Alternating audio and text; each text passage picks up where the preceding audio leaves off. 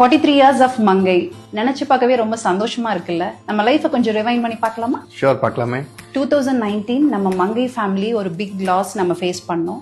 நம்ம ஃபவுண்டர், என்னோட மாமனார், உங்களோட அப்பா தவறின வருடம். ஸோ இந்த பிக் லாஸ்க்கு அப்புறம் the day one நீங்க ஃபேக்டரிக்கு போனப்போ உங்களோட மைண்ட் செட் எப்படி இருந்துச்சு? the day one to office என்னால் மறக்க முடியாத நாள். ரீசன் என்னன்னா, இவ்வளோ நாளாக அப்பாவோட வழிகாட்டுதலில் நான் இருந்துட்டேன்.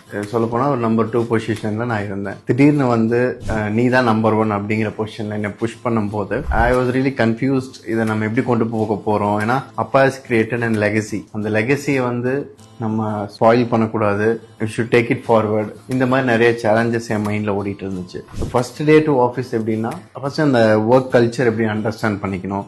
பீப்புளோட மைண்ட் செட், இத்தனை வருஷமா அப்பா கிட்ட வேலை செஞ்சவங்களோட மைண்ட் செட் ஒரு மாதிரி இருக்கும். ஸோ என்ன அவங்க ஃபர்ஸ்ட் வந்து பாஸாக ஏற்றுக்கணும், என்னோட மேனேஜ்மெண்ட் ஸ்டைலுக்கு அவங்க அடாப்ட் ஆகணும். இதை வந்து எப்படி நான் அவங்களுக்கு வந்து இன்ஜெக்ட் பண்ணணும் அப்படிங்கிற ஒரு தாட் ப்ராசஸ் எனக்கு இனிஷியலாக இருந்துச்சு. And also mixed feelings. அப்பா இல்லாமல் ஃபர்ஸ்ட் டே டு ஆஃபீஸ் நான் தனியாக போனது வந்து இட்ஸ் அ மிக்ஸ்டு ஃபீலிங்ஸ். அது வந்து வேர்ட்ஸாக என்னால் சொல்ல முடியாது.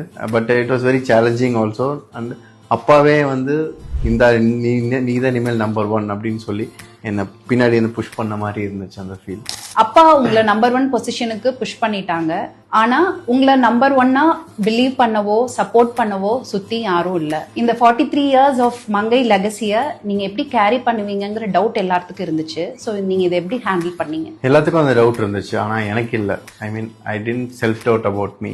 ஏதோ ஒன்று பண்ணி நம்ம ஜெயிச்சிடலாம் அப்படிங்கிற ஒரு நம்பிக்கை எனக்கு இருந்துச்சு. ஏன்னா எனக்கு அந்த பேசிக் ஆஃப் த பிஸ்னஸ் தெரியும். அந்த பிஸ்னஸ் பேசிக்ஸ் தெரியும் போது அதுலேருந்து நம்ம டெவலப்மெண்ட் பார்ட்டு தான் நம்மளுக்கு பண்ணணும். அது வந்து நம்ம பண்ணிடலாங்கிற ஒரு நம்பிக்கை எனக்கு இருந்துச்சு. அண்ட் ஆல்சோ வந்து எனக்குள்ள ஒரு தாட் என்ன தைரியம் கொடுத்துச்சுன்னா, என்னை விட அக்கறையா அந்த பிசினஸ் டெவலப் பண்ணணும்னு நினைக்கிற ஆள் அங்கே யாரும் இருக்க மாட்டாங்க அப்படிங்கிற ஒரு கான்ஃபிடன்ஸை நான் எனக்குள்ள கொண்டு வந்துட்டேன். அந்த மாதிரி ஒரு தாட் எனக்குள்ள வரும்போது I felt superior over every one. So இந்த இடத்துல நீ தான் பாஸ், உனக்கு தான் அந்த அக்கறை இருக்குது, உன்னோட கேபிட்டல், உன்னோட இன்வெஸ்ட்மெண்ட், அப்போ நீ தான் பார்த்துக்கணும் அப்படின்னு அப்பாவுக்கு விட்டுட்டு போன மாதிரி தான் நான் எடுத்துக்கிட்டேன். ஸோ அதுலேருந்து தான் நான் வந்து கேரி ஃபார்வர்ட் பண்ணேன்.